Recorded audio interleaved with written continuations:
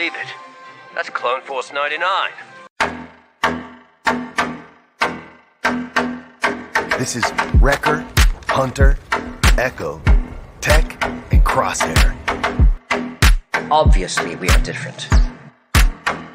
We're all you're getting. Ha! We're all you need! They call themselves the Bad Batch.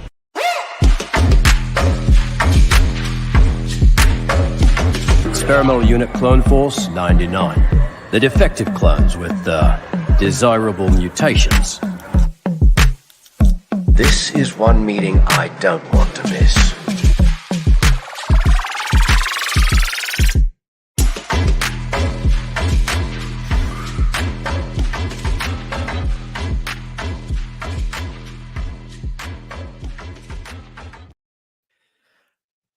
It feels weird to not have Steven's voice do the hello and welcome, but here we are. So, thanks for tuning in, everybody. Our usual host in the pilot seat, Stevie, he could not be with us tonight. He is on assignment in New York, getting ready for New York Comic Con. But we're gonna have a sneak peek of what we've been working on for that later in the show. So, I am Raimi Shanity. I'm gonna be working the board tonight, so hopefully I don't screw this up too bad. And other than that, first up, we have in our midst the specialty costume maker responsible for this year's United Talent Production Arts Award for Best Styling and Costume Design. It's John Rodriguez. How you doing? That's awesome, but that's both of us, you and me. We were a team, and we both won that. That is so yeah. That is true. Although oddly enough, nobody ever our names weren't on it. I didn't get an email. Oh yeah, we got zero recognition for sure. Yeah, but the award was for what we did that stuff for. It was for the things we built. Yeah, we built Yes. and painted and spent time on. Yeah, that's awesome. Yeah. So, how you doing?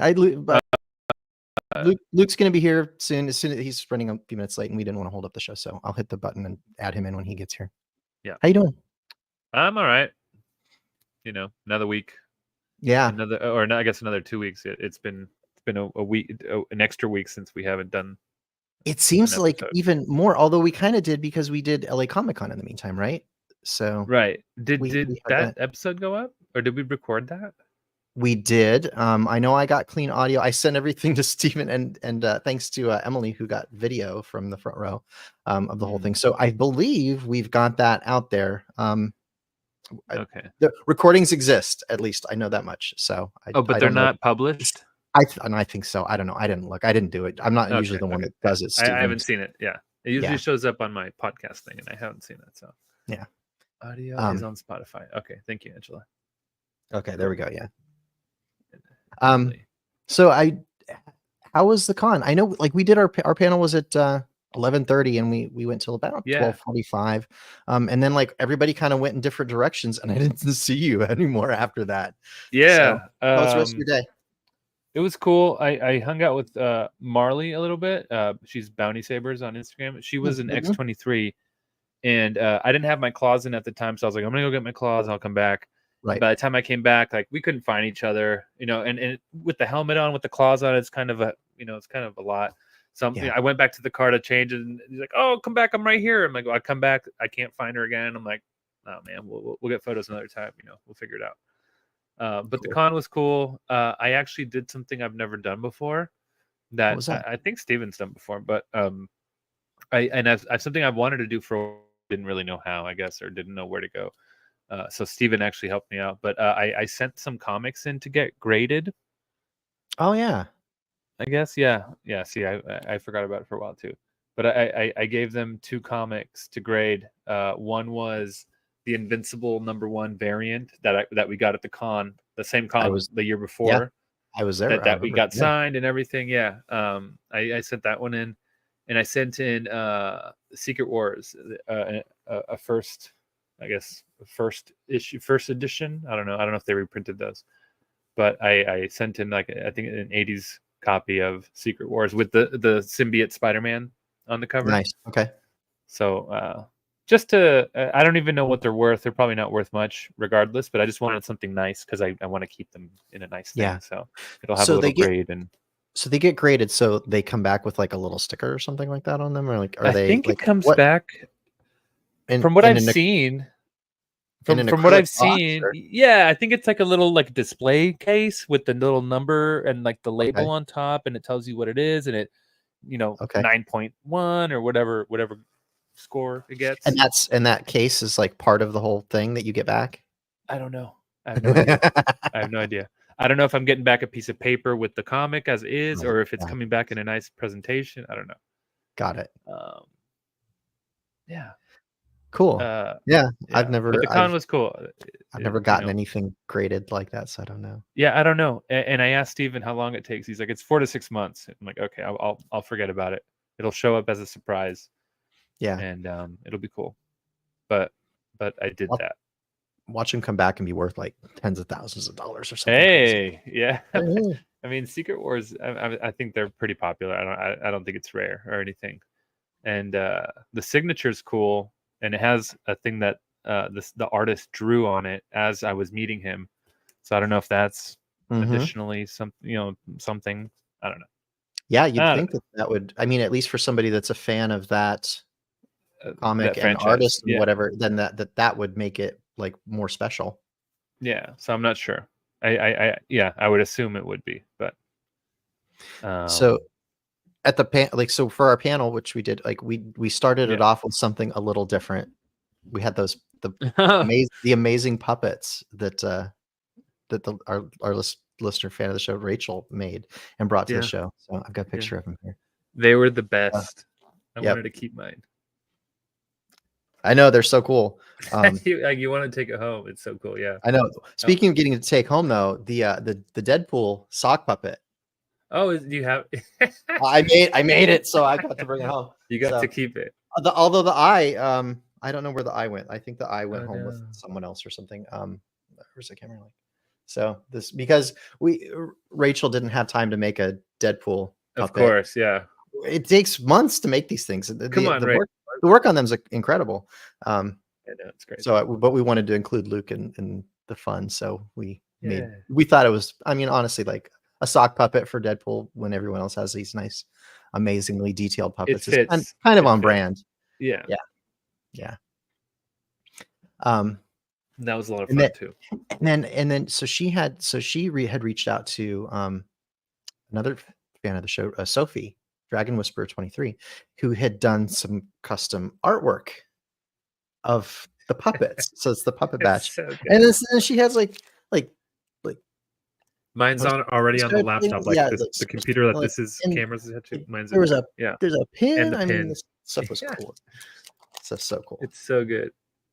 I But love it. we had fun with that, and like there were people that were walking by outside, like because Joe joined us late because we had like Right. a whole little reveal for Joe and everything. He joined us late, and so he was standing outside waiting, and he said that like people that were sort of like affiliated with the show were like walking by and like looking inside, going, "Oh my god, there's like they're doing a puppet show It's in a there puppet show. with like puppets," because they're used to walking by and just seeing a bunch of people like sitting there talking to a room full of 3 people or whatever, but. We should have done the whole show as a puppet show. We could have just put the mics on a chair and then just Done the whole thing that way, just sat on the floor the Yeah. entire time. I will say though, props to the puppeteers and people that do this often or for a living. That's super tiring having your arm up like this. I had to like rest my arm several times Yeah. on the table. Yeah, Like I was Yeah, at a 'cause- high height and I'd bring it down and then bring it back 'cause- up, bring it down.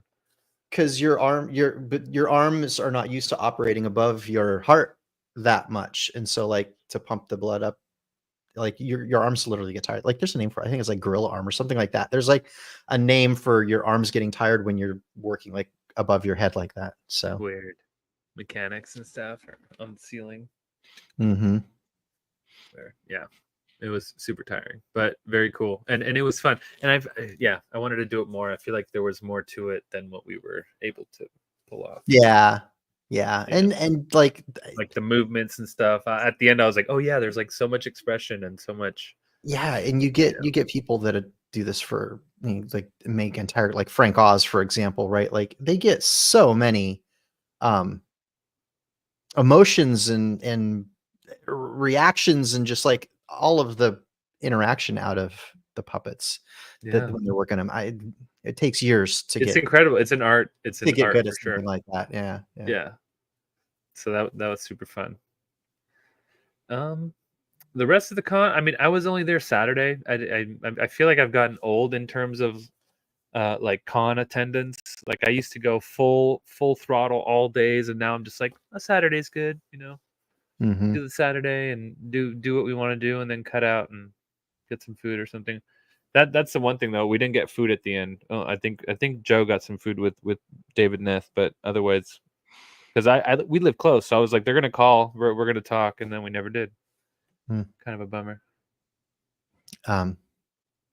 Yeah. So rewinding back to the Joe thing. So for anybody that hasn't listened to the episode that we recorded when we were there, so Joe still part of the dad batch, but he's got a lot going on right now. So they're his kids are growing up, they're moving. Joe's super busy with work. They're looking at moving to Texas. And so they're getting the house ready to sell, looking for property in Texas to buy. To add to that, Joe's going back to school to get his PhD. So, as John puts his glasses on, so looking very doctoral. Um, so, so Joe's not going to be able to be like a regular fixture on the show like he had been, but I mean, he'll pop in when he can. Steven had put together a funny video that he played like as Joe's entrance. That showed like it was like Tech's death scene from the show, right? Like where he falls, and everybody's like, no, but then it fades into Boba Fett coming out of the Sarlacc, and then it plays the theme song from the Book of Boba Fett, and then Joe walked in his Book of Boba Fett suit, so it was funny. So, I lost your audio, John. I don't hear you. That's because I was muted. So, but yeah, so That's cool. Joe will be here when he can, and especially when we're doing something live, he'll make every effort to be available for that. And I mean, I'm in Texas a lot for work, so I'll go say hi to him. Yeah, we should all go. Exactly. All right. Well, thank you for tuning in, everybody. If you're in the live stream right now, don't forget to smash that like button if you haven't already. Please subscribe. And as always, if you send us a super chat, we will read your quote on the show. In fact, for one night only, if you send us a super chat tonight while we're live, our very own John Rodriguez will personally read your message with a nice, thick Argentinian accent. Oh. Okay. Yeah, I mean, hey, why not? yeah, we're here. Let's do it. I gotta keep you on your toes. I don't even know what an Argentinian accent is, but I don't know. I figure it's like Cassian Andor saying he's been in this fight since he was 6 years old. It's like that. I guess it's like that. Like the Latino. Yeah, sure. So also, if you'd like to rep your support for the show, be sure to check out our store and pick up a Dad Batch approved t-shirt, necklace, or sticker. Those and so many more awesome items are available now at thedadbatch.com. We're being hailed. This encryption's new. This might take a while. Okay, lots in the news this week. First up, some Celebration news. Okay, so Celebration Japan has added Mads Mikkelsen to their celebrity lineup. And not a lot else to report on that other than that he's been added to the list. Hot Toys teased a Celebration exclusive Galen Erso figure that I haven't seen any. They haven't given us any pictures of it yet. They just sort of showed their normal background, and I think it was maybe there, but like just a silhouette or something. But cool. Not that anybody who listens to the show doesn't already know, but just in case, the celebration is next April 18th through the 20th in Makuhari Messe, Japan, which is actually just situated just east of Tokyo. Other guests already announced for the show include Alan Tudyk, Anthony Daniels, Ashley Eckstein, Daniel Logan, Doug Chang, Manny Jacinto, and Tamora Morrison. So as of right now, all the Saturday and Jedi Master VIP tickets are sold out, but Friday and Sunday adult tickets are still available, and then Kids Friday, Sunday, and 3-day tickets are still available. So tickets and more information are available by visiting StarWarsCelebration.com. So speaking of Celebration, badge art has been revealed and it's sick. So have you seen this? So I think you're muted again. Yeah, it looks amazing. This Yeah. this badge art is so much better than last Celebration's art. It is. So we've got Ahsoka, Vader with and that's like the sword. Was Ahsoka's sword doing that too? Yeah, like where Yes, there's like steam or smoke coming off of the lightsaber blade, and it's the curved kind of samurai sword. There's a name for that. I'm not good with that. Katana. Katana. There you go. Katana blade. Luke. So sick. Mando and Grogu. Even Grogu looks like a little badass down here. Look at him. Yoda. Master Yoda. So the artwork was done by Japanese artist Takumi in the traditional ukiyo-e style of art. So I mean, in anybody that looks at this, it's very clearly very traditional Japanese looking it's art. so well done. It's very well done. Yeah, I love it. Very thought out, very thorough. Yeah. Look at that, dude. I know. I think Ahsoka's the best one. That's my favorite one too. I was going to say the same thing. Too good. Excellent. So, yeah. 10 out of 10. All right. StreamYard's dragging a little bit. Okay. Next up, I've got a rumor for the next one. So don't have a lot to go with on this, and it's not a lot to talk about other than got a rumor that Luke Skywalker is going to be making an appearance in the Mandalorian Grogu film, accompanied by a young boy who all indications point to being a young Ben Solo. So that's kind of cool. I was trying to do the mental math on this. Like when it first came out, they said that the Mandalorian show was set 7 years after Return of the Jedi. So what do we think? How much time has passed since the show started in that universe? What do we think? Like, it's got to have been a year or two. A year or 2 years, yeah. Okay, so 7 years. It's maybe somewhere between 8 and 10 years. So that's how old, at most, Ben could be. 10-year-old. Yeah, like, and that's honestly, possible. Maybe like a year less than that because it takes 9 months to have a kid, right? So sure, at least we assume. I don't know. I mean, if it works, they could just Star Wars. They could say he's 12 and say, "Who cares? It's a show." Like whatever. Yeah, I was talking with somebody else about that. It's like they're not very precious about the dates and ages and things like. They're just like, yeah, apparently, yeah. This is how it is. Suck it. yeah. I mean, maybe they will respect it. The whatever dates and canon material, but whatever. Got to do a quick pause on the news for a second because we have somebody who took us up on the super chat. Oh my god! Offer. Oh, dude. Our very own Stevie Kicks is apparently listening in the chat. Okay. So here we go. So you got to read it in an Argentinian accent. My name is John Alpha Ignition Rodriguez, and I love Stevie Kicks. That was almost borderline something else. He is my muy chiquito guapo. Thanks for that. I think that money goes back to him, doesn't it? Something like that. I don't know. I haven't seen any of it yet. So. Oh man, that's funny. And that, yeah, okay. Nicely done, John. No more of those. So, yeah. So Ben's gonna be some. He'll be 10 to 13. Watch. Give or take. Yeah. If this rumor plays out, it's more meaningful if he's just a hair older than like what good is it going to be if he's like a toddler? Although, does it put him in a position to have more of a connection with Grogu if he is on the younger side? Well, Grogu's 50. So no. Well, but 50, but like it's like with Grogu, like Grogu, I know, whatever species, it's like dog years, right? Like it's not the same as human years. So I know. Yeah, I mean, I think it'd be better if he was older to like pick up the come on Grogu, we're going or whatever. Like No, it that'd be wouldn't be cool. it wouldn't be like they're two helpless kids, or you think it'd be the other way, like where Grogu protects him? I don't know. Type I don't thing? know. I'm just speculating either way. No clue. Yeah. I would like it if he was older for that, like for him to take charge or something, grab the kid and Mhm. run Or or something. be someone who could sort of protect and be maybe like a little bit of a mentor, someone Grogu could look up to. Yeah, That'd be kind of cool. could work. So, okay.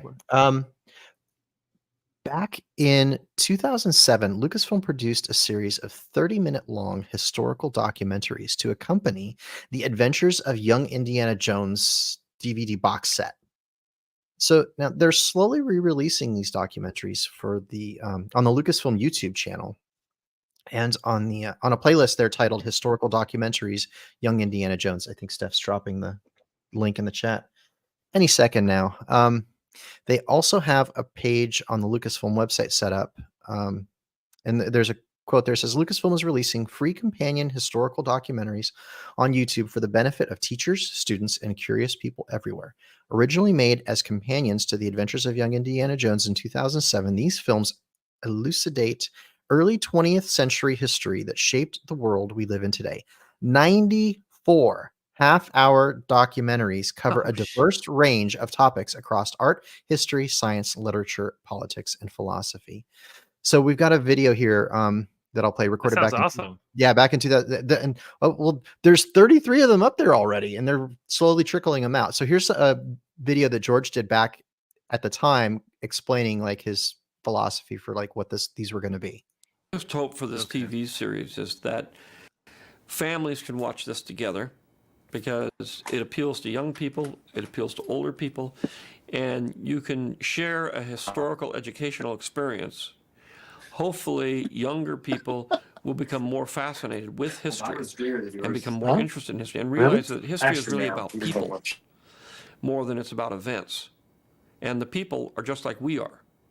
And therefore, it's very easy to connect to them and then explore the whole idea through the documentaries and say through books and through other things by doing research online to find out more about these people and begin to really understand the fascination of history, the history of the human race, the history of people, the history of culture, the history of politics, not necessarily the history of events in a chronological order, but the real deal. And I'm hoping that this will get families to talk about history, get kids to talk to their parents to talk to kids, make more visits to the museums, make more visits to historical sites, and be able to relate that to their everyday lives.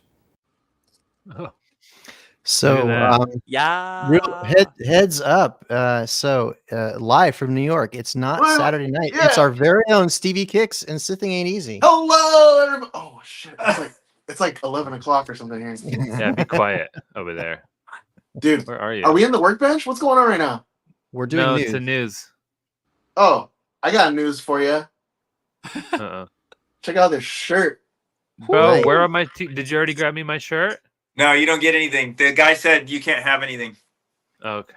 That's Yeah. But check this out. So this is the Weapon X. You guys are getting a live preview. Look at this. This is first look. Oh, No one's seen these yet. Nice. Damn, son. oh you're Unbox this breaking it. one. Open Yep, this one up. they're on that great hotel You're Wi-Fi. frozen. Yeah, you got great reception going on. Yeah, and while we're at it, And they're frozen. yeah, while we're at it, he's the Avenger who reminds us that the left coast is the best coast. It's Dadpool himself. It's Luke Yates. How you doing, dude? Yo, Where are you? boys.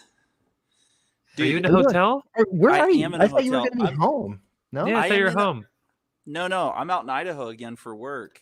I thought you said you God. weren't in Idaho. No, I'm in my own private Idaho. No, I had to come out. I had to come out for a work event, and so I'm in Idaho today, Montana tomorrow, and then back home on Friday, and then off. Actually, next week I'm in California. Oh, So, north, south. South Orange County. Okay. County for van Next- stuff. next week Yeah. I'm going to be in Orange County all week next week too because I've got folks from out of town. Are you So, really? yeah, Oh, we should connect. nice. I'll be in there till Thursday evening. Yeah, let's text. Okay. Yeah. I'll let you get back to it, but I'm in this awesome baller hotel room that I got for super cheap, and I'll tell you a story whenever we have a minute. But I think we're in the news, yeah. Right, but the story would go with intros, which we've already done. So we can come Oh, back nice. to the news. It'll be there when we get back. Go for it. Okay, cool. Yeah, no, I was running a little late. I had a work event I was telling you guys about that got done, and on my way out to Idaho, I booked a hotel room that I thought was close to my store, because the idea was like finish up with my work event, zip over to the Hoteezy, jump on with you guys, and be ready to roll as per usual. But the hotel I booked, I was like, why is this 30? So I'm in Sandpoint, Idaho, small town. I figured any hotel around me I could hit with like a Nerf Turbo football. They're not that far away. It can't be. I get my directions keyed in after I talked to you guys, and I was like, cool, I'm leaving the store. It's 30 minutes away. And I'm like, what is 30 minutes away in how's this still Sandpoint? The road turns into like Pee-wee's Big Adventure Road with Large Marge, where it's like the curviest, squiggliest road I've ever been on in my entire life. And it's like 15 miles an hour the whole way. I'm staying at the resort, the hotel, like at the resort at this mountain called Schweitzer Mountain, and which is beautiful. It's a super cool mountain, but I am literally the only guest here besides whatever ghosts are going to visit me tonight. No. It is insane where I'm at right now, but the hotel is super baller. But I was like, the why is room this looks place... nice. Yeah, dude, I'll show you guys the lay of the land tomorrow, but I was like, why is this room so cheap? It's because it's at the resort, and the resort is closed, and it's literally just me up here. So, hey, that's crazy. Can you guys here's hear my me? story. Can you hear me? we've got the New York guys back. We're back. Jeez. Okay. Fire your handler. So, here's the Deadpool Weapon X shirt. Wow. Dude, are you on the Galactic okay. Star Cruiser right now? I know. Yeah, that's what that hotel looks like. Okay, It's a crazy hotel. but I gotta show you guys this because this one blew my mind.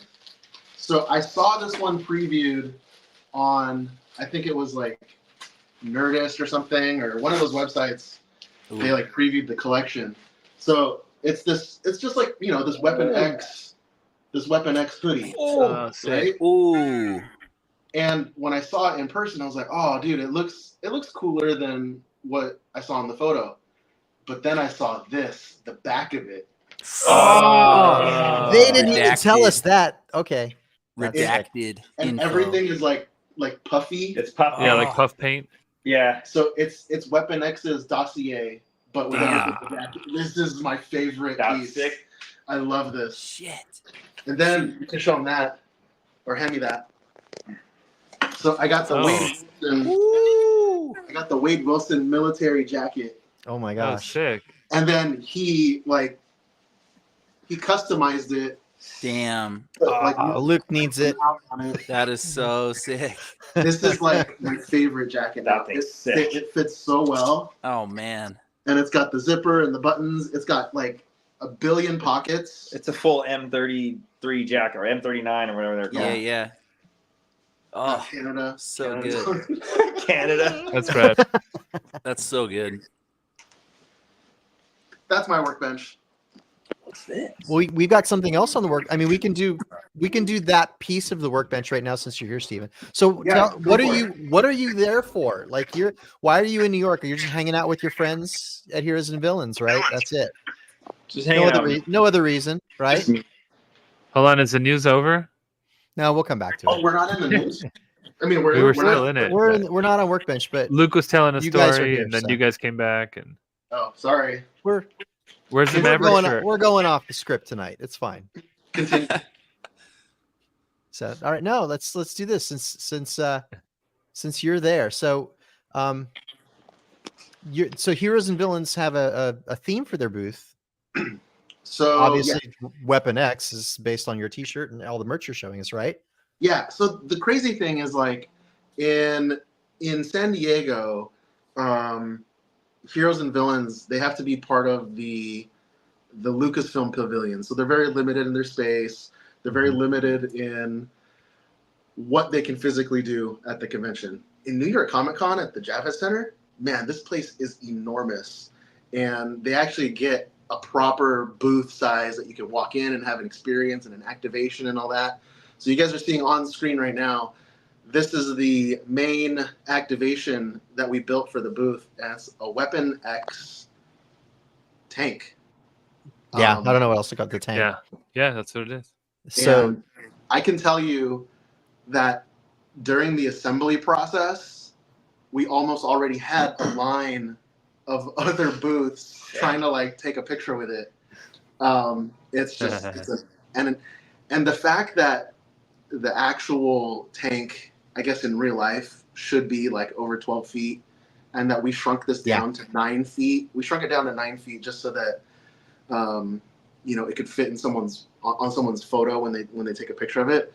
It still looks like larger than life. It's massive, dude. It's absolutely a showstopper. I was, internally, anytime that we build these things, I myself, and you guys have always told me I'm crazy, but I always get very like, what's the word for it? It's not stage fright or anything, but it's apprehensive. Verklempt? I don't know. Verklempt. Talk amongst yourselves. No one's gonna show up. No one's gonna even look at it. Like when we do our they're not gonna shows, like it. Yeah. When we do our live shows, I always think that no one's gonna show up. But the first self-conscious, for the next 4 days of the con, so Thursday, Friday, Saturday, Sunday, the first 100 people that show up to this activation and take a photo, they're gonna get an exclusive Weapon X experience patch, and it looks like you're one of the scientists. That's sick. The next lab. Oh my gosh! Like I think those are gonna just. So wait, say that again. The first 100 people to show up at the Heroes and Villains booth. Yeah, first 100 people to show up and take a photo. Okay. In the tank. Okay. They'll get the patch. Okay. Wow. Get in the tank. And then Heroes and Villains is also like doing giveaways all day. So you scan their QR code at the booth. You do like some hashtag thing, and then every day at 4, they're just giving tons of stuff away. It's amazing. It's my first time in New York, first time being at New York Comic Con, and I'm just really. I'm so thankful to the HMV guys for bringing us out, because this is a lifetime opportunity. This is amazing. I'm supposed to weather the whole thing in the morning too, or something. Yeah. Yes, Yes, that is true. Why not just leave it? It's in a lab. Why would it be weathered? Well, it needs weathering. More weathering, John. Yeah, Brian's gonna take it outside and army crawl in it. I heard. Yeah. He's gonna make it army the crawl. lab that they built. I guess we're not gonna publish this until tomorrow, right? Yeah. So, right. Correct. So the entire lab, Weapon X lab that Logan was created in, has been graffitied and vandalized by Deadpool. Oh. So there's Wade no. Wilson graffiti. There's unicorn art tagged everywhere.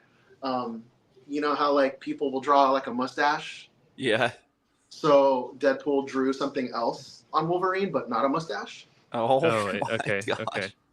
Eggplant. So it's such a well thought out booth. It really isn't. Dude, there's real X-rays in there, and it's amazing. We're tomorrow in the future, we're gonna do a 360 walkthrough through the booth and check it out. Yeah. I'll drop the picture of the patch, the exclusive patch, in the Pabu Life channel on Instagram, and then that's where we can share some of the content as well. We'll give people a sneak peek of what's going on in that channel first before it goes out of other works. Put that picture of Doug in there. And Brian, what are you doing there? I'm just hanging out. Yep. I'm wearing your Deadpool, which is. Have you tried it on yet? Let's get the fit. No, Have you tried I came over here to grab it. Live unboxing. Put it on. Live suit up. I'm not putting it on right now. No. You don't have to. You don't have to be on camera. Go in the bathroom. Drop, put it on. drop trow right now. While we Camera's on. podcast, and then you can come back when you're ready. Show them. Show them. No, that's not good enough. Go put the suit on. No, you gotta go put the suit on. I'm not put doing the it suit right on. now. I'm not doing it right now. Lame. I literally just landed. Say lame in the So- microphone. Why? Say lame. Right. Why, Papa? Because Brian's being lame. I don't know.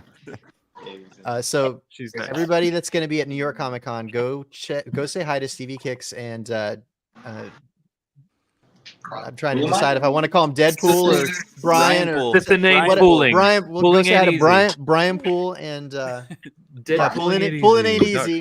Pulling And, ain't easy. Ooh, I like it. and Stevie Kicks at booth 1335 at the Heroes and Villains booth in the Javits Pulling Center. dot ain't dot easy dot. Oh, the pink thing. All All right, so back to the news. Okay, So- I'll see you guys. are you guys heading out? All right, Yeah. have fun, boys. Later. They're going to get us in so much trouble, aren't they?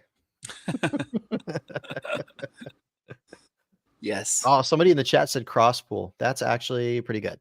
that's good. That might be good. So, okay. So Nice, back man. to the news. So we're talking about the documentaries that there were. So Yeah. again, just to summarize it. So back in 2007, Lucasfilm produced 94 30-minute long documentaries on historical things throughout,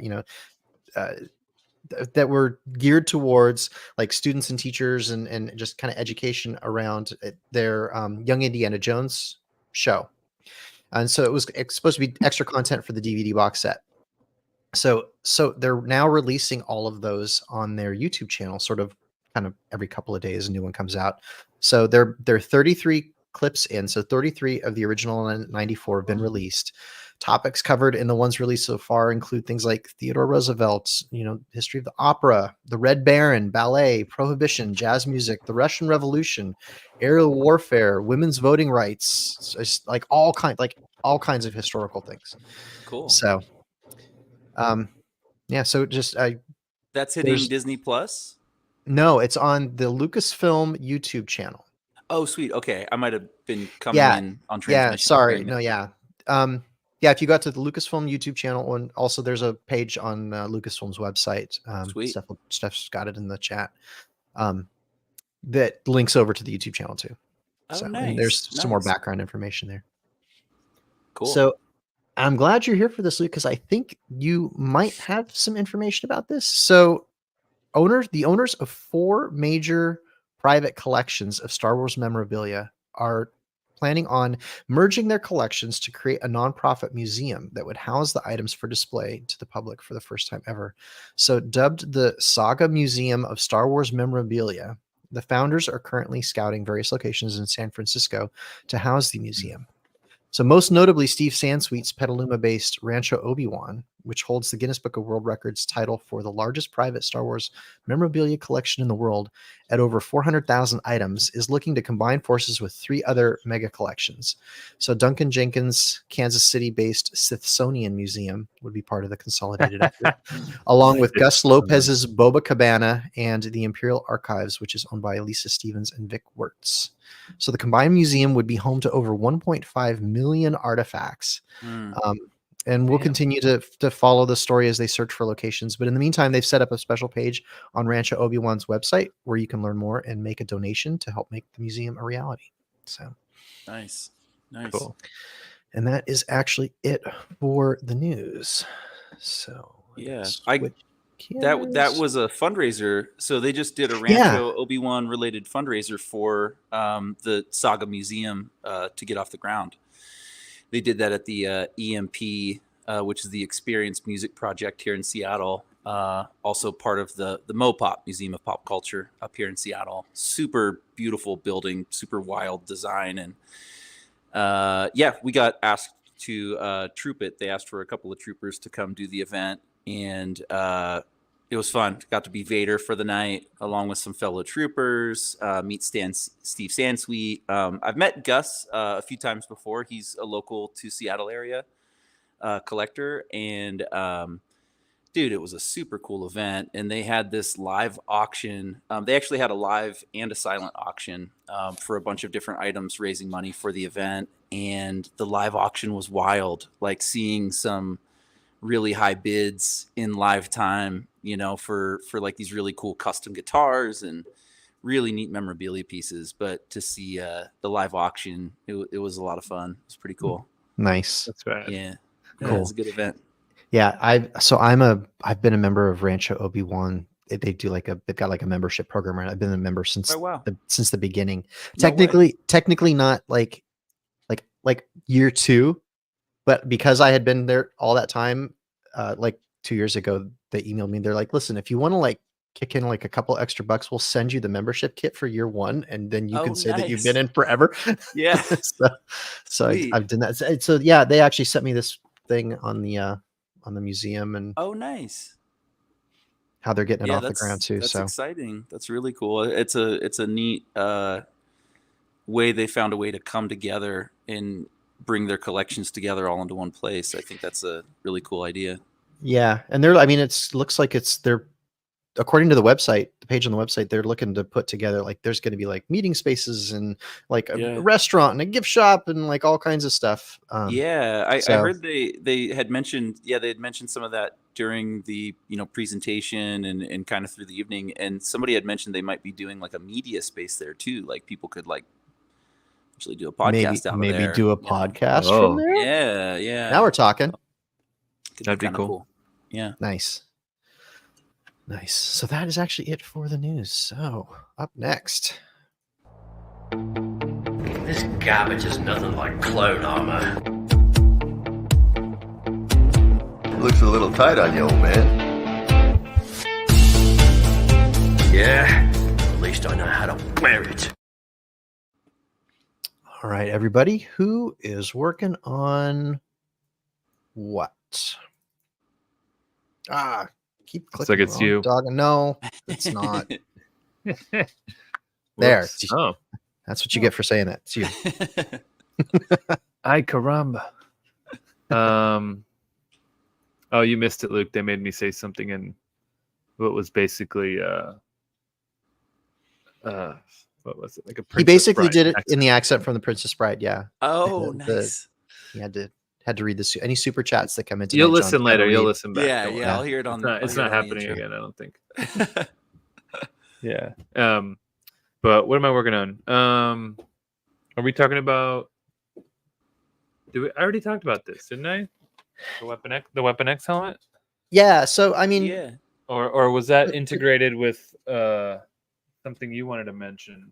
Well, I think that there's one of these helmets. There's another one of these helmets, just like the one you're holding on site with the tank in New York that can be put onto folks that get into the tank for photo opportunity. So yeah, so that matches like that's the reference. Can't like hear anything. Wolverine's in the tank with that thing on his head, being born or whatever it is. Yeah. It's like classic imagery. That iconic image. Yeah. Is that one that's going to be in the tank? Is it coming down from the ceiling where they're just going to stand under it and kind of lift their head into it? No, he handed it to put it should. on. No, but then to take into account like, you're going to have like a 6 foot tall dude and then a 2 foot tall toddler that wants just to take, leave it above. Leave it above.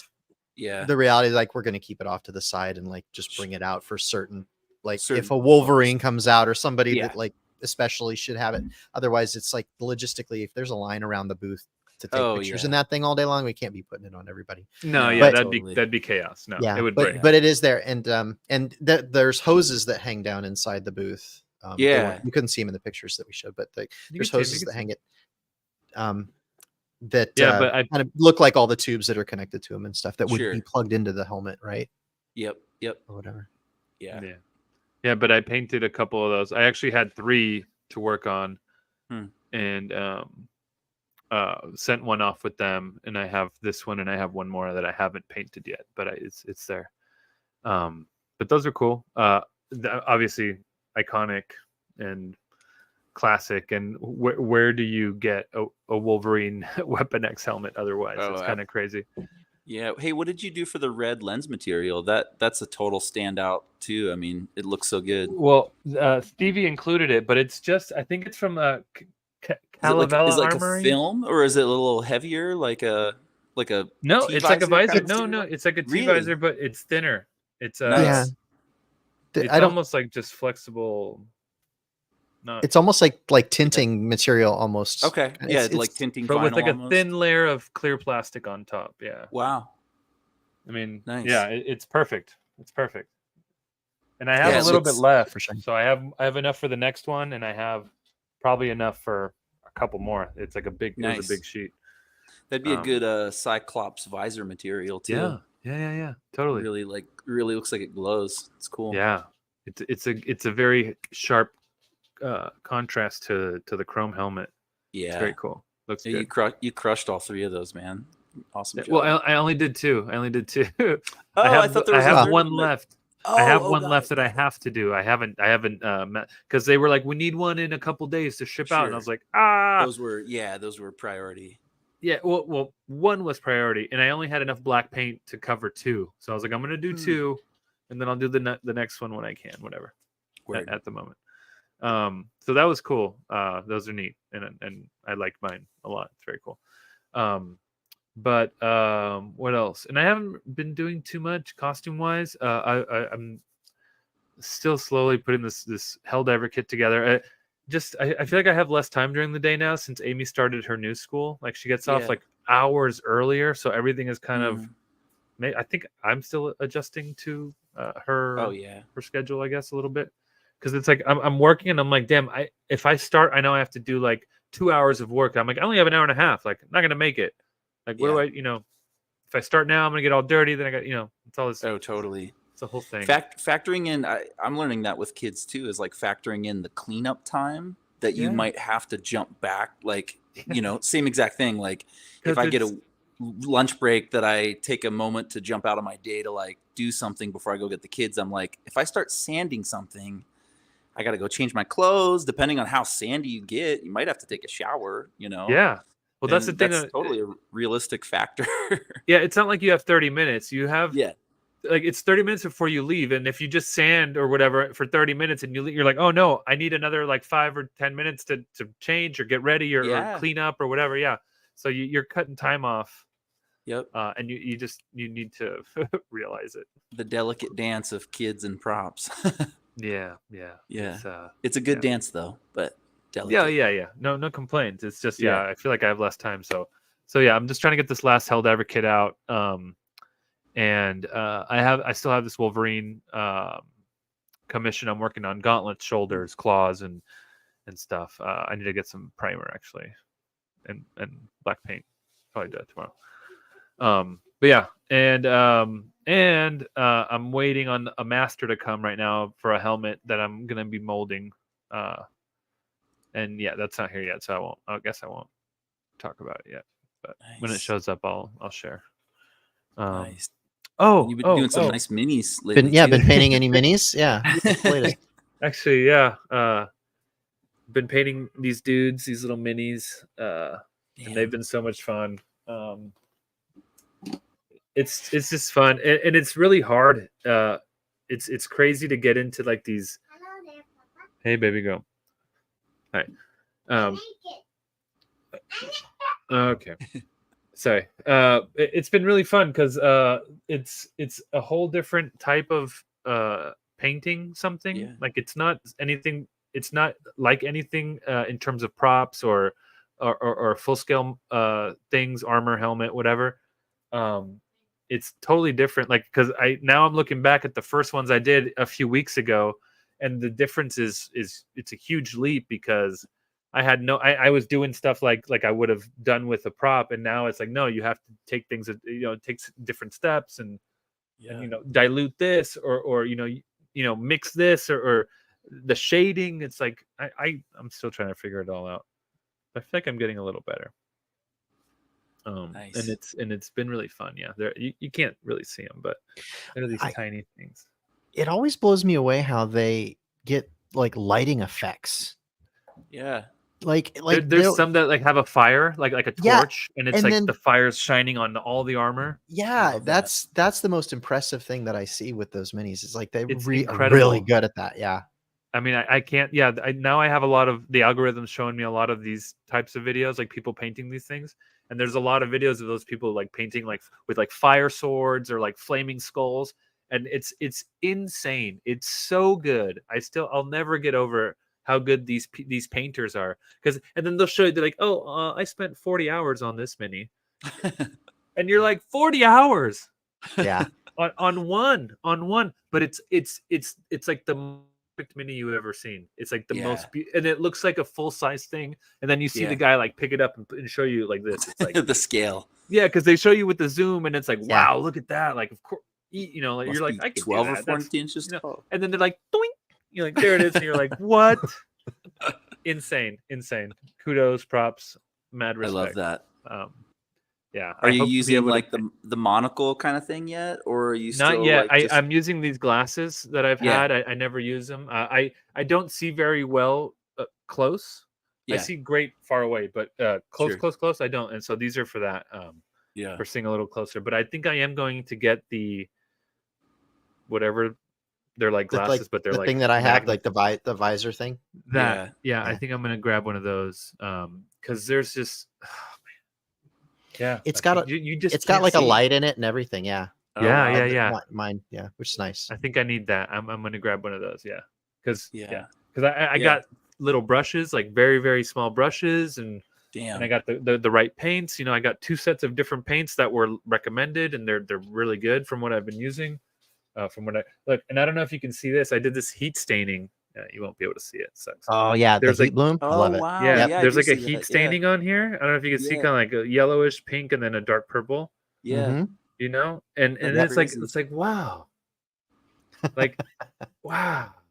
Does anybody airbrush Warhammer? Yeah. Like, is there airbrushing used? Like, there's airbrush effect. Yeah. People either prime with an airbrush or they'll because the airbrush comes out like more like misty. Like the paint is more deliberate, and then the airbrush is more like, so they'll use the airbrush for like an effect, like a flame effect, for example, dusty effect around the feet. Something. Yeah. And nice. They're so good. But I've never done a heat staining effect in my life. This is the first time on a mini. Wow. And I'm like, whoa, that's kind of cool. Like it kind of, I don't know if you can see this very well, but I think it came out pretty good. Yeah, it looks iridescent from here.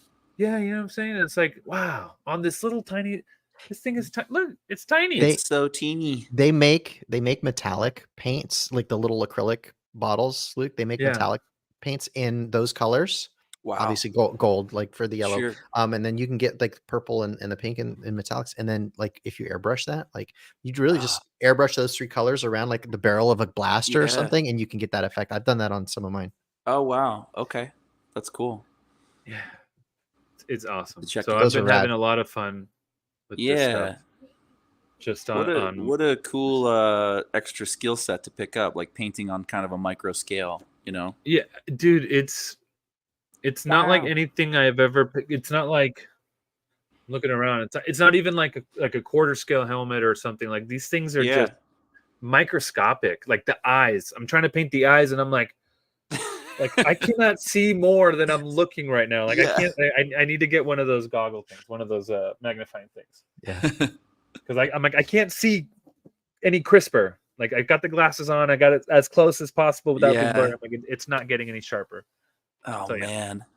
But I mean, there's like little metallic. You can't see, but there's like little. There's like a power fist, and there's like little metallic, bolts. And man, I see the little dots. Yeah. Yeah, you see them too. And like the golden decoration, and these eyes are green. You can't tell, but they're green eyes. Whatever. Anyway, super fun. I wonder if anybody's ever used that illumination kind of painting technique on like cosplay or props. You know what I mean? Like on a bigger scale. Oh, well, it's kind of like cell shading. Yeah, it's kind of like like looking at something from one angle where the light source is from one angle. Yeah, or 2 if it's the light source and the flame. Sure. And that's then so wherever you turn, that's the image what you you're get. seeing and being represented by. Yeah. So it's like you're always looking at the same angle because in theory the thing wouldn't move. It's static. Static piece. Yeah. But that's pretty much cell shading, I think. Yeah. Nice. Yeah, but that's it. Minis, commissions, and oh man, hold on. We got one more thing before you give up the mic, John. I know, I see it. This one's cool. Okay. Okay. My name is John Ignition Rodriguez. I've chromed a new bucket. Prepare to buy. Thank you, Nate. If you didn't hear, Luke, I said that if anybody sent us a super chat during the show, John would read it in an Argentinian accent. Oh, nice. So, nice. Here we are. Yeah. So far, Steven's gotten $10. He should be doing this. All right, Luke. Oh boy. What you working on? Well, this week I started to get closer to the finish line with my son's Mega Man costume. I had to go back. I mentioned to you guys, it was a couple weeks ago, maybe on the show, but we've talked about it over the text that I had the opening, like the helmet opening issue, getting it over his head because that opening and the mandibles were so small. So that scale that I scaled that bucket to, I heated it up. I cut open that back panel on the back, and it's still, and I mean, I only printed it with like 2% infill density. So like it should have been flexible enough, and it still wouldn't fit his head. So I went back to the drawing board. I printed a larger scale helmet. Put a big chunk of foam, right? Yeah, it does. Yeah, I'm gonna have to. I mean, I guess like he'll look more like a Mega Man character with a bigger helmet, and we're just gonna pad the heck out of it on the inside. But it still like wouldn't fit. So what I'm gonna do is I cut out that back panel that we had talked about cutting open, and I'm just gonna like kind of widen that panel gap and kind of round out the bottom corner of it so it will slide over his head. And so then it's just not closed in, right? You're gonna open it up a little bit. Yeah, I mean it'll be the back of the helmet. You won't see it. We had talked about doing like a red EVA foam as kind of the buffer, so it would just blend in with the back of the helmet.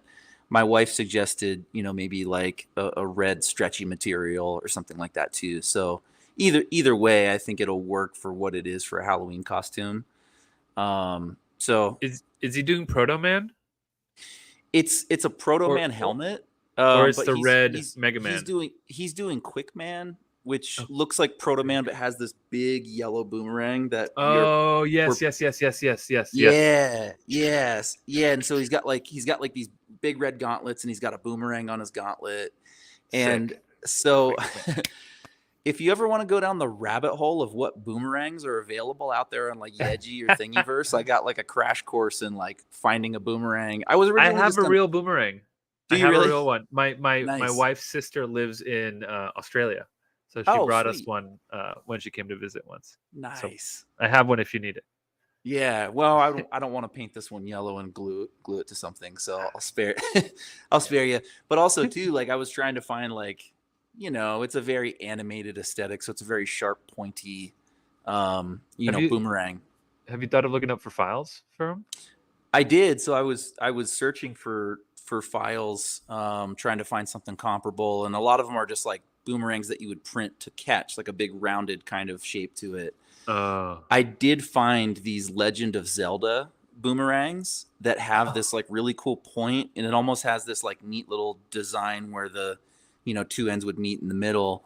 Sure. So it's actually kind of a neat, like detailed little piece. I printed those out in resin, like one for his helmet and then one for his chest plate. And I got the chest plate done this week too, which we just did out of EVA foam. And it's like this neat little, kind of Dorito cut little thing. And it goes over his head. And I've got like elastic straps that go around his, lower part of his torso that holds it together and holds it tight. So, we're getting closer on it. Probably finish it up when I get back from this road trip in California next week and be done with it. That's rad. So that, cool. That's been kind of fun chipping away. And he's been like really excited, like seeing it start to like materialize. And he's like, to like look like the thing. Yeah, it's actually coming together. And yeah, he saw the boomerangs and he was like, oh, I'm seeing it coming He's like, together. it's happening. Yeah. So he's getting all super quick stoked. Man. So yeah, Quick Man. That's cool.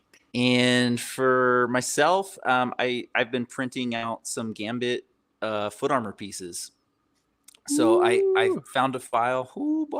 Found a file for the leg armor and the foot armor, and I've been kind of working on like chipping away at that. I'm just starting with like the shoe covering armor pieces first, and then I think if I angle like the shin, like so from the ankle like up to that kneecap piece, I think if I angle it the right way on my PLA printer, I think it'll print. I'm gonna kind of see and you know, maybe figure it out if it doesn't work quite right. But I think it will. And so I'm kind of excited to like get those pieces printed up. The resin ones turned out really nice. I've got like one whole foot piece done and like the instep over armor piece done. So it's coming out pretty good on the resin side. And I'm just using an ABS like resin, so they've got some durability to them, curing them really good. And dude, so the last thing that I'm working on started last night, and when I go on a road trip for work, I'm usually like bringing a costume with me because I travel through the middle of nowhere. Yeah. Like last week I was like on another adventure for my snowboard company stuff that I was doing, and I brought my Darth Vader with me and went through this like crazy Hell's Canyon and yada yada yada. Had a lot of fun by myself in a Darth Vader costume in the middle of nowhere. But I've been like slowly like coming around to the idea that I've been wanting to do like a custom kind of like Sith design in my head. Like just like I get the like bug every now and then to like look in all of I try to upcycle a lot of materials. I always keep like boxes and drawers of like greeblies and foam pieces that never quite worked out, or fabric that could be really cool for something, and just all of this. Oh, thanks, Derek. Yeah, thanks for that. But you know, I don't know. I like, I'm a hoarder when it comes to like really unique materials and parts and pieces. And so in my head, like I've just been kind of looking at these boxes of like, and noticing a theme that a lot of these pieces were like black and kind of like dirtied and dirty gray and gunmetal. And I was like, what could I use these for? And then like last night, like I started constructing what I'm going to refer to as my junkyard Sith, and building this weird design. And I brought it with me, and I'm going to try to like throw it on in the middle of nowhere where I'm next to some crazy rocky outcropping, and brought my red saber, and just going to try to get all Halloween-y Sithy on it. Like looking like a complete psycho goth dude in the middle of nowhere when like the one random pickup truck drives by. I'm gonna pick you up. Yeah, for sure. But yeah, I started like kind of like constructing this thing last night. Just got this weird like late night bug. Started compiling these pieces and gluing and like adding some stuff, and it's got like kind of a Knights of Ren vibe to it. Like if it was just to put it on Front Street as to like what the aesthetic is generally kind of like leaning toward. It's got some quilted padding stuff. It's got some like really sharp angles. There's some interesting things going on with it, and some like greeblies that I use that are like people, the heads will know and go, oh, I know what that greeblies from, or like I know what that piece is from. So it'll be kind of fun to like play Where's Waldo with the pieces. Ooh. See if people recognize them. So yep, mad scientist stuff very late at night before I leave on a 8-hour road trip. I want to see that. Glutton for punishment. It must be nice to not need sleep. It's my kids have me trained on the no sleep program for sure. Fair. Yeah, they come into our bed at like 1 or 2 in the morning and kick you in the back of the head or the back, and slowly just realize you're sleeping on a sliver of your giant bed your wife and yourself used to sleep in and be comfortable in. Cool. Yeah. I guess am I up? You're up. Okay. You're up, Peter. All right. I'm gonna do this. So my Let's Make a Mando project is back at the front of my consciousness lately. So for anyone that remembers, one of the things that I had done is I did a poll for like what jetpack should I use, and the one that won was like the Commander Cody / Sabine Wren style jetpack, but I wasn't happy with any of the files that were out there. So being a glutton for punishment, I made my own. So let's see. So I've got 3D models for basically Sabine's jetpack, all these parts. I think the Cody one I can actually explode. Let's see if Fusion wants to catch up with me here. No, I don't have the history say. So let's see if I go out here and pull off the outer cowlings. So you can see like it's just a handful of pieces. Man. Print together. It kind of snaps together. I actually have all of it sitting here. So like there's the frame, the rocket. These pieces, these are actually print in multiple parts, but they're already glued together. Wow. Drops together. So as I do, I've got these files sitting out there. They're going to be, so I do like a free file Friday thing where on Friday there will be an Instagram post. It's already written and scheduled. And pointing people to, there's a link in my bio on Instagram. If you go there, you'll be able to download. I've got free STLs for all kinds of stuff. So these jetpacks will be sitting up there. They actually already are sitting up there. So if anybody's listening, you can actually go out there now and get a head start. So yeah, there's instructions. So it's goes through the assembly of each of the different versions. There's some common parts, but honestly, there's more differences than you'd think, even though they look the same. And then Brian being silly, like he's like, I want a bigger one, and somehow we landed on like I want one with 2 rockets. So we've got this one, and I think it got dubbed the Double Glizzy 9000. So the official written name is DG9K for this one. Yeah, John called it the Double Glizzy 9000. So this is now the henceforth shall be known the DG9K, which is funny because I looked everywhere, and this jetpack does not actually have like a model number. Like everybody knows what Boba Fett's jetpack is and Jango's and all the different ones. Yeah. Not this one. There's no number. There's no name. Nothing that I could find anywhere. So so at least the double-barreled version, we've got a name. We'll make it stick. So cool. That's so much work that goes into those, man. That is so commendable. It's so good. So good. Amazing. I want to print one. Yeah. So, Rami, on the I know double, where you can get the files. On the Double Glizzy, did you? I mean, you must have because you're a madman genius. But like the Mando Iron Heart like chest design, like yeah, did you do that on purpose? You must have. I did. Yeah. That because so on the other one, so this one was based off of Cody's, right? Yeah. And Cody didn't have anything there, but on this other one, I like that.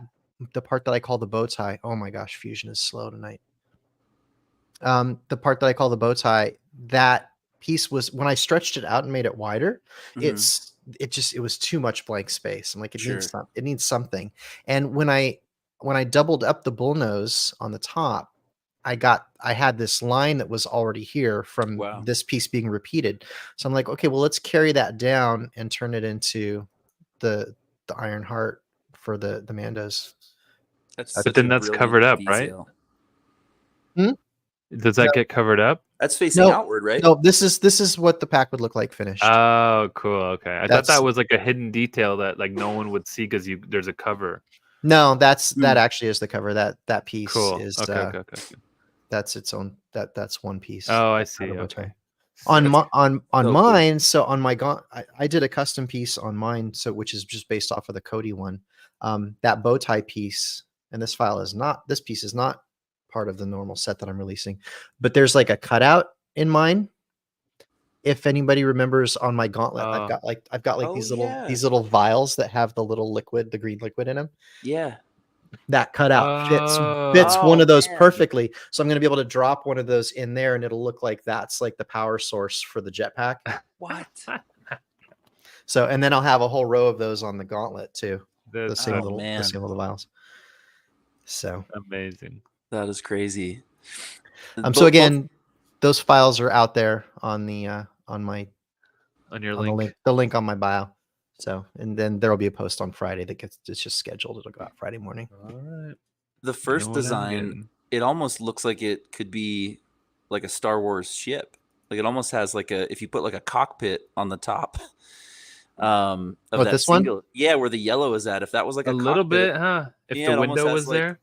Yeah, I mean the lines are a little bulkier because it's supposed to be like a jetpack and has like a tank kind of aesthetic, but it almost has the lines of Mhm. or the basic silhouette of like, yeah, even Anakin's ship from like episode 3 almost. Yeah. Totes.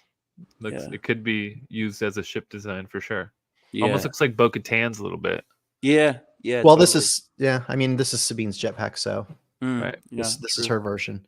And so this piece was a little different and it had these lines etched in it all around. The rocket was a little different. And this was, instead of the bullnose, it had this little rocket nozzle up here. Dude, awesome work, Ramey. So cool. Thanks. Let's see. And then the other thing that I did, so at an event like 2 years ago, we had BB-8 out partying with Alicia Keys, and he blew a servo, and he was not working. So I actually fixed him finally. So here he is. He's on camera. Wow. Let's see. Hey, BB-8. Yeah. All right, give me a second here.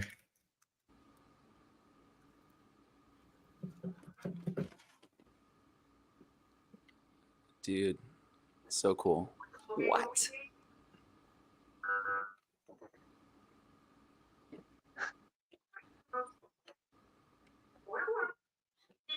Oh my gosh.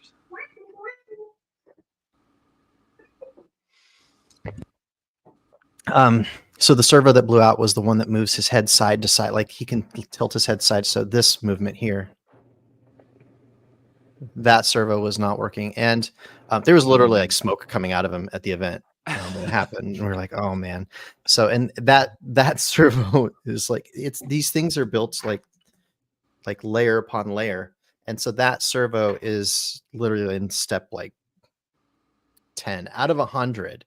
And I had to take apart so many layers of things built around it to get to that thing. I started working on it like, I don't know, Friday afternoon, and didn't finish him until Sunday morning. Worked on it all weekend, getting it put back together.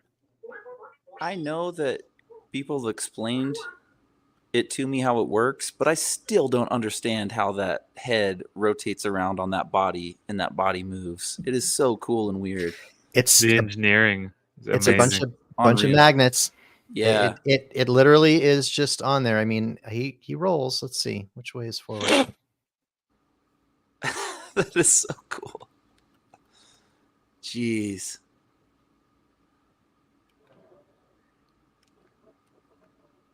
What a cool droid. So how far like in are the like is there one end of him that opens up like on those kind of other smaller circular parts that open up to get inside or Yeah. Give me a second. I can do that. I got to step away from the microphone, so my voice will be in the distance, but I can give you a quick tour. Yeah, it's incredible work. Is it this one? Oh, wow. Wow. It's insane. That is, yeah, so it's on like kind of like a gyroscope thing inside, like it moves around as the body moves. There's like 20 pounds of lead shot. I literally had to go to the gun store and buy a bunch of lead shot for shotgun shells to put inside of it, mixed with resin in different compartments, and that's like weight distribution in there. So there's like a big ring of that at the bottom, and then there's an axle that goes across, so it actually drives like a wheel, even though it's a ball. So the axle goes across, but because the panels are staggered around the body,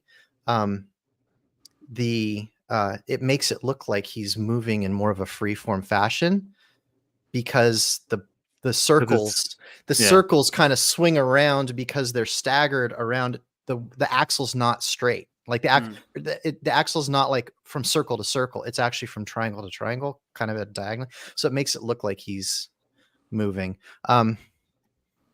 So if you look, wow. so you can see this is how the parts inside move. Yeah. And I can there's the head turning.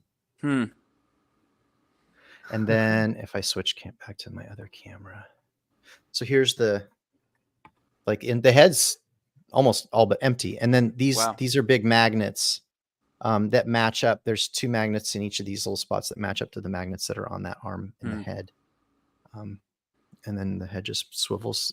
The magnets hold it on. That's so cool. That's amazing. Yeah. Also, there's one more thing we haven't talked about. I don't want to cut your thing short, Raymond. We can talk about it right after. But there's an auction going on at East for to help out the survivors of Hurricane Helene, I believe. Mm-hmm. And yeah, there it is. It's called The Strangest Things, right? Look. Yep. There Strangest it is. Things. Yeah, there it is. Yep. October 19th, 6 to 8 p.m. In the store, I think, but the auction is live right now, right? For each of the masks we worked on. That's right. So each of us put together a mask that's been packaged up in packaging that Luke put together, which is amazing. Yeah. Which is so just as good. I would bid just for that, for the cardboard. I know. So there's This is so Steven's. good. There's Steven's, Luke's. There's yours, Sean. Mine. Joe's. That one's mine. Rames. And there's Brian's. And Brian's. Geez, that looks like a corpse bride or something. So these They are all look up. so cool together. Yeah, I actually had. You jumped the gun, John. I had like music ready. Oh, did I? I'm sorry. Yeah, Steven I had texted in the group. He messaged the only- group saying, "Talk about the auction." If only he trusts us to actually like do our job. I know. Sorry, I didn't realize. My bad. But it segued okay, I think. Yeah. But anyway, Okay, check I got out Stranger Things music. check out the East dot. Ooh, got the music going. Oh, I want to hear the tunes. Nice.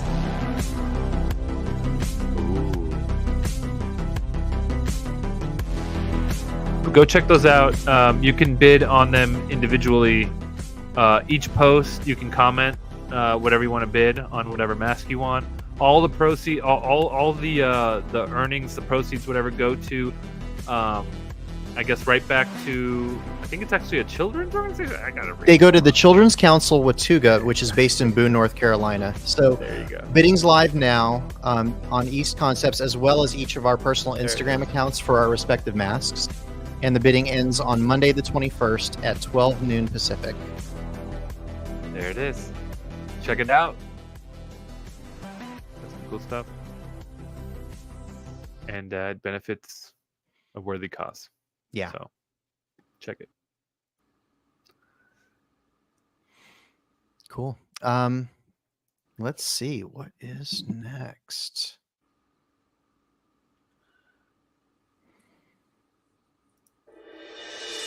Why did you make me do this? Guess you have a choice. You want a war, or do you want to just give me a gun?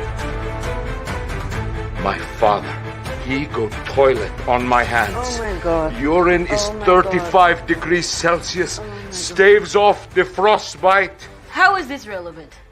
You know, fathers. Why can't I talk? Okay, because I'm on the podcast, babe. I know. Okay. Anyway. All right. So this Hunter's Hard Drive, we're going to be talking about season 2 of the Rings of Power. So season 2 aired August 29th, 2024. It started with hold on, I'm so sorry. I'm sorry. She had to tell me she had swimming class tomorrow. Okay. So the first 3 episodes premiered on HBO, and then the rest were released weekly. Basically, it's a continuation of season 1. I think they really upped their game for this season 2. I know they were spending a ridiculous amount of money on the episodes, and it shows because the quality is very movie-like compared to at least in my opinion. I think they're pretty comparable to what the movies were like, if not better, graphics wise and CGI wise. And again, I know we spoke about this when we were reviewing the first season. I know there's certain things that are not correct or canon or whatever, and there's a lot of purists that don't love the show or are upset about it, whatever. I am not a purist. I just enjoy this stuff. I like cool things, and it looks cool, and the stories I can follow them. And I'm sorry if they don't follow a certain book you liked when you were in the 7th grade or whatever. The show's good. It's awesome. And this season 2 really steps it up. There's a lot more action right off the bat, I feel like.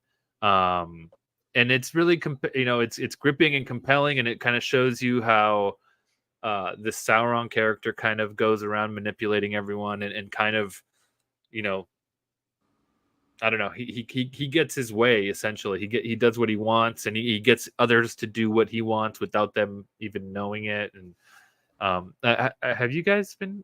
I think Raimi's been keeping up a bit. Did you also keep? You guys are all kept. Yeah. All right. Well, I've tell watched me it what all. you guys. Yeah, tell me what you guys think, or if there's anything that stands out that you want to talk about, because it's awesome. Yeah, man. I mean, Anyone? do you want to go first, Raimi, or?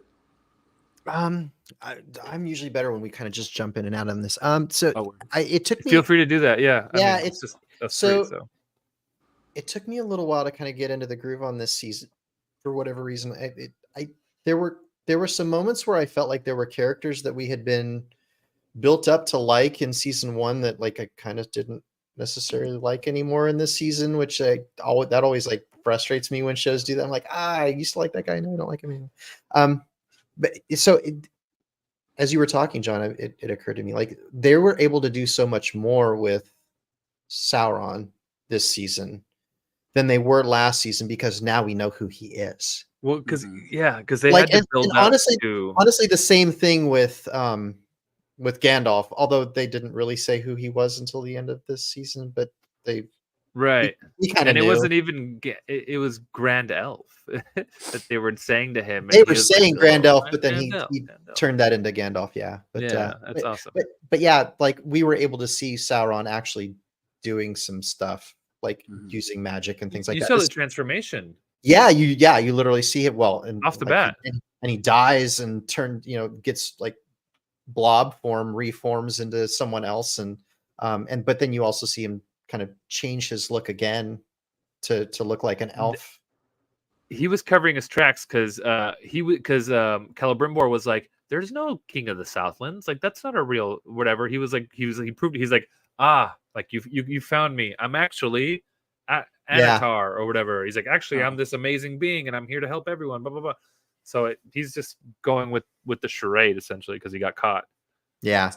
So Sauron, like, there's that scene where I think it's at the beginning of season 2, where he takes like another form, and he's kind of like, I didn't realize he was like like black gummy worms. Like he's just like made of like monster guts and stuff. Like, well, I think he died. What was up with that?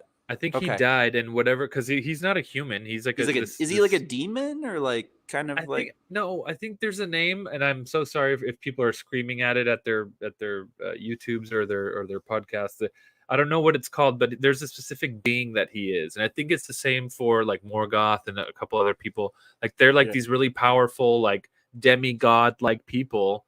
I mean, and apparently they can sort of die, but like so he loses his physical form essentially and has to kind of, I don't know if it's like a regrow it or regain it or find, because then when he pops up, he eats that lady on the thing, whatever, and becomes whatever Rembrandt, what's his name, Halbrand, yeah. But he's like this, like all he has is his skin, like he has nothing else on him, like that's all he has, and he has to kind of regain his power slowly, and so he like starts manipulating people little by little, and finding ways to get ahead and lie to people, whatever. And you see him transform because he essentially died. He became this new person, whatever. Yeah. But you see him gaining power little by little, and then eventually he's like this elven looking thing. Yeah, one whole basically like one whole episode is like a prequel of him like up to the point where he finds Galadriel out in the ocean. Yeah, right? Which is great.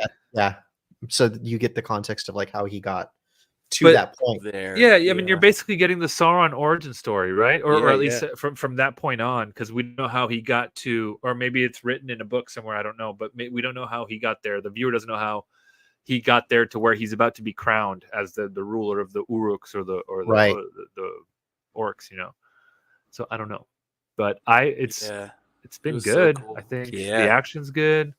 Yeah, You yeah. know, the battles have been really good. The effects are good. I feel like the props. I look at all the armor, like what Elrond is in the field fighting all the orcs and stuff, and the huge orcs coming by. I'm like pausing and looking at the armor. I'm looking at the Yeah. weapons. I'm like, damn, these are nice. Like, and it's crazy too because you can tell that the money they're spending on these episodes are going into everything. Because you'd see shows like, and I'm not comparing the price tag, but you'd see shows like Obi-Wan or you know, shows like that where you're catching like print lines and stuff on Yeah, props, cutting corners where they can to yeah, keep it moving, which is and fine. it's not a diss. It's not a Yeah. diss. Yeah, Yeah. I'm sure it's hard, and the deadlines they come up quick, and there's a lot of stuff, and it's impossible to do most of the time. But there's nothing on these that I can see that is like they took every extra mile. They did everything they could. You know, they spent a lot of blood, sweat, and tears. I feel like on these things, like they didn't half-ass it at all, and Yeah. it shows. Like all this Yeah. stuff looks really good. Like it Yeah. looks so good. I mean, it looks fully cinematic like the movies did to Yeah. me. And honestly, probably I guess being that the movies were 10 plus years ago now, I'm sure the CGI is even better in these than what I remember the movies being, which was pretty epic, you know. Yeah. I'm glad I took a chance, you know, that you guys nudged me to watch, because, you know, this isn't my like category genre generally, you know, and I watched the movies with my wife. She read the books when she was younger and loved the movies, and we saw all of those in the theater and they were great. But this was a fun ride. I had a lot of fun with the season. It was really cool. Yeah. I was gonna ask about, so a couple folks are mentioning it. Nate and Lacey are mentioning it right now in the chat, but the Dark Wizard guy, I liked him too. As they're kind of mentioning, was he in the note I see? Was he the Christopher Lee character? I had the same question. So I saw people speculating that. I don't personally know if he was. What's his name? Saruman. Saruman. Yeah, is Yes. he? Are we to believe that he's like a younger version of Saruman? I mean, if we're to believe that that's Gandalf in young form, I would. It's a safe assumption, I think. Yeah. Yeah. To think that, to at least assume think that it is. And his hair was very straight, and the beard was kind of I pointy. felt like like he very talked kind of like Christopher Lee kind yeah. of too. It felt like that's what they were going Yeah. for. If it's not Saruman, it's for sure the guitarist from Soundgarden. Like, it looks Yeah. exactly like that dude. Yeah. For And sure. also, Dark Wizard is our metal band that we're starting too. Yep. That's the name of our Nice. metal band. So Dark Wizard.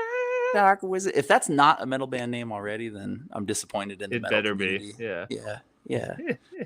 Okay, another question about a guy that I liked and I didn't have any reference to. Tom Bombadil. Tom Bombadil, dude. That guy was dope. And I liked his accent, and he was really mysterious and cool.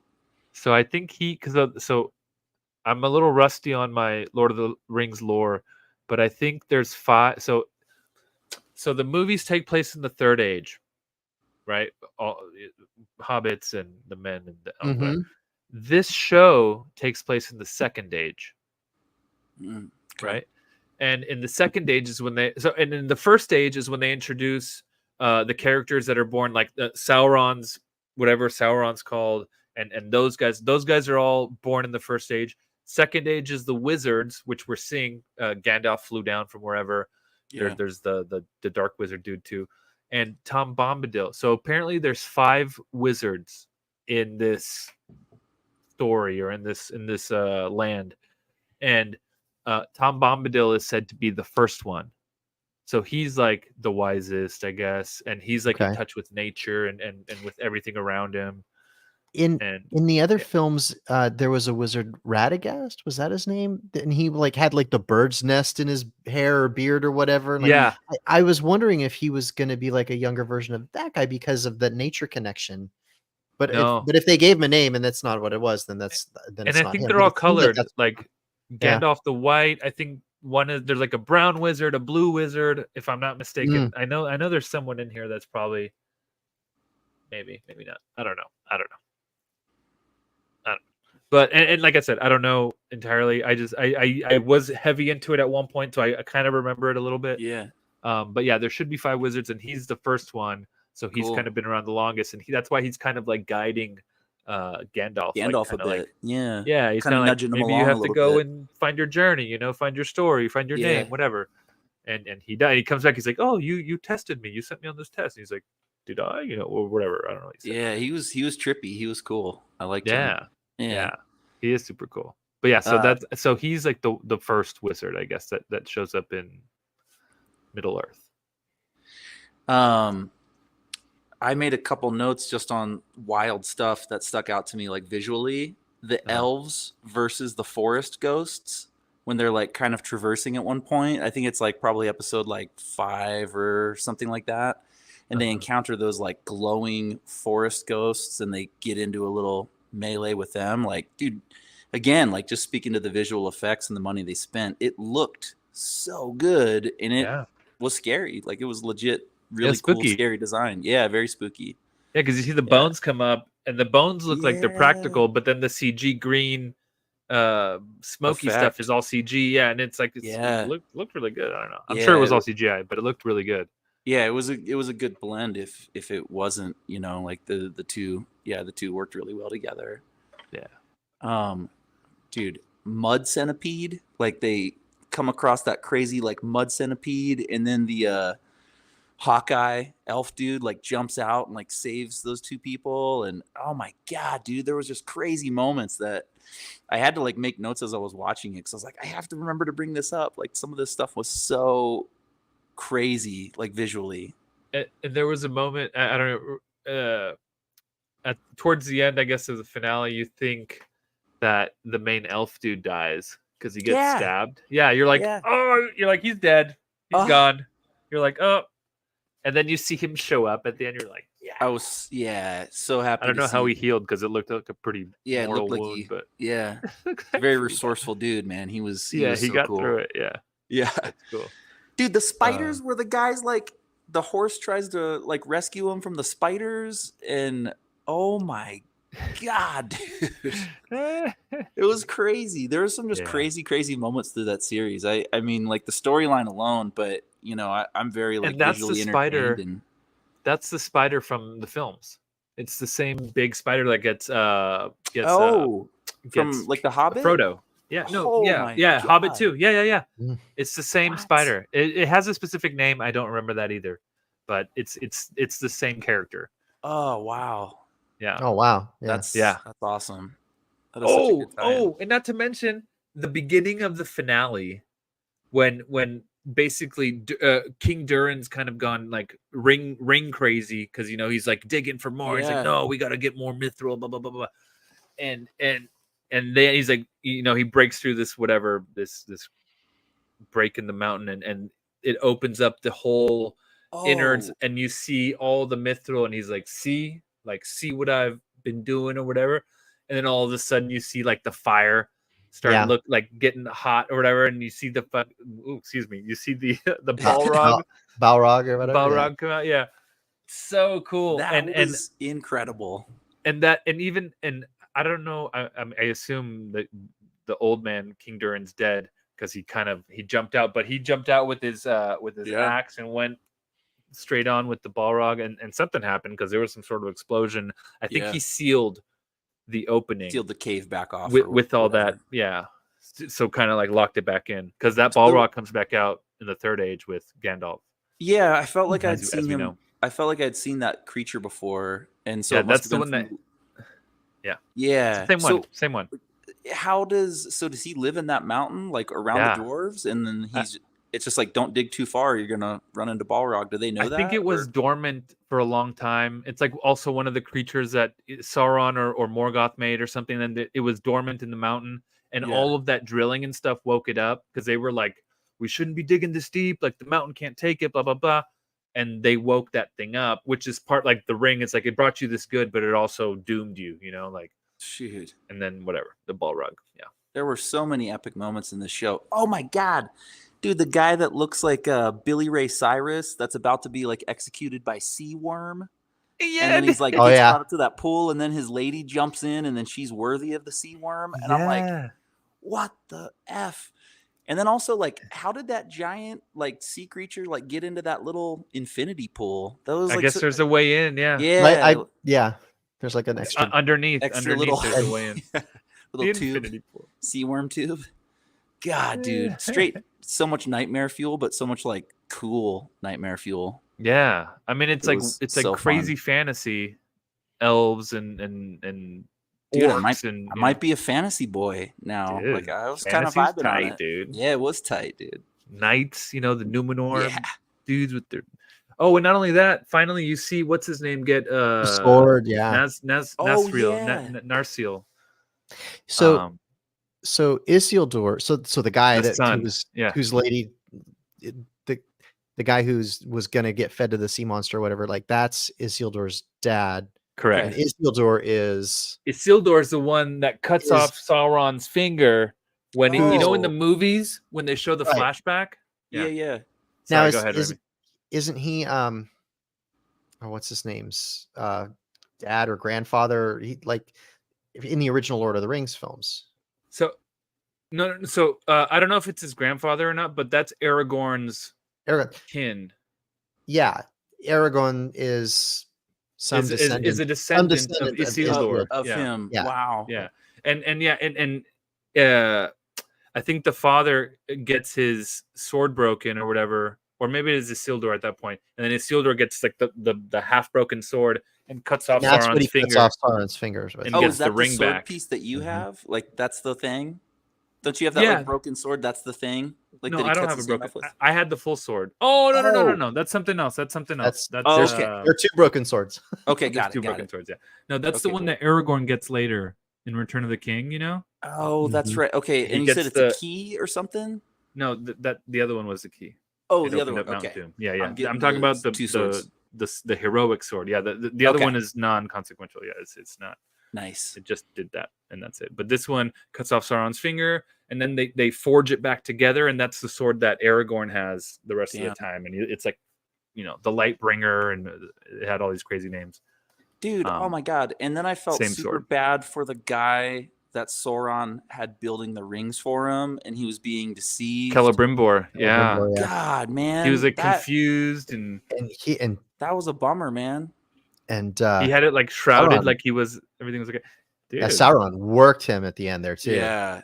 Straight. Yeah, That he was messed rough. him up. That was a dude. rough death. He had him with like a rough. stake or something into the pillar, Yeah. and then arrows shooting into him, and Yeah. he brutal. was Brutal. Just shredding that dude. That was a bummer. But I mean, what yeah, But it's Sauron. I mean, that's- crazy bad guy. Yeah, it was just Yeah, nuts. he's like the worst dude ever. Yeah. Gosh, man. It was so It's crazy. I wish I Yeah. had like I wish I could like have a bellowing voice like a lot of those guys do in that show where they just can proclaim shit from super far away and like, we're taking the mountain, and just they have these killer voices that just I'm carry, sure if man. you tried, it would sound cool. I think it would sound like Fran Drescher, like in I'm Urkel taking- mixed. I'm I'm taking the tower.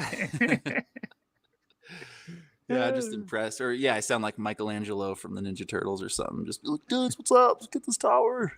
Cowabunga. Yeah. No, it was such a great show. Like, what a good recommendation. And yeah, for someone that doesn't know the lore very well, the material very well, like it was easy to watch and kept pace. Super fun. And you didn't even check out season 1, did you? I started to, and then I watched 2 recaps on it. On YouTube. So I get the like, gist of it. Yeah, I got the gist of it. Just because you guys were so into season 2 that I didn't want to be too far behind, and I was kind of already like stretched on time. I was like, maybe I'll just dive into season 2. Yeah, and I mean, get to catch up. It was, but I want to go back and watch it now because I had so much fun with season 2. Like genuinely, so much fun watching it. Season 1 is dope too. Yeah, It's dope. I'm gonna go back and watch season 1 for sure. So I need to do that. I need to watch Agatha. Got a couple shows I need to start watching. So yeah. Good rec, dude. Good recommendation. So it stays on the hard drive, does not get deleted. Absolutely, go check it out if you haven't. That is Lord of the Rings, The Rings of Power, season 2. Do we know anything about when season 3 is coming? No idea. I mean, No we- idea. they're doing I it. hope, I hope That's all it's we- coming. Yeah. Oh, wait, Yeah. are they? It's confirmed. Oh yeah, I think they said that there was at least 4 seasons, if not 5. Ooh, all right. 4. I'll Three take 4. 3 seems like the magic number to me, but based on where they're at, but who 3 or knows? 4. Okay. All right. I'll take it. I Yeah, think that's that might do it. Yeah. Nice and easy. Yeah. Even though we just about did almost 2 hours. Yeah. Yeah, we about. did. Jibber jabber. Heck yeah. That's how it goes. So I think we've exhausted not only our content but also the audience for tonight. So if one episode of the Dad Batch per week isn't enough for you, be sure to check out our other podcast that's part of the Dad Batch family of podcasts, Off the Rack Rebellion, where Billy Maddox and Kate Ryder talk about turning everyday found items into Star Wars costume pieces. They have episodes on boots, belts, jackets, naming your original character, and tons of other topics with new episodes weekly. So be sure to check it out here on the Dad Batch channel on YouTube or by searching for Off the Rack Rebellion on your podcast app of choice. Thanks for tuning in, everyone. Be sure to leave us a review. We appreciate hearing from each and every one of you. John, where can people find you? Alpha Ignition on the socials. Luke, how about you? Left Coast Avenger and the Dad Batch Pod. And I am Rami Shanda. You can find me at Pabu Frick on Instagram as well as thedadbatch.com. Don't forget, we've got our boys are at the Heroes and Villains booth at booth 1335 at New York Comic Con. Go by and say hi, and make sure you get your picture taken with the giant Weapon X tank that the Dad Batch built. And also go over to East Concepts on Instagram and check out the Strangest Things auction that's going from now through Monday at noon Pacific. And you can bid and take home one of the masks that was made by one of the Dad Batch hosts.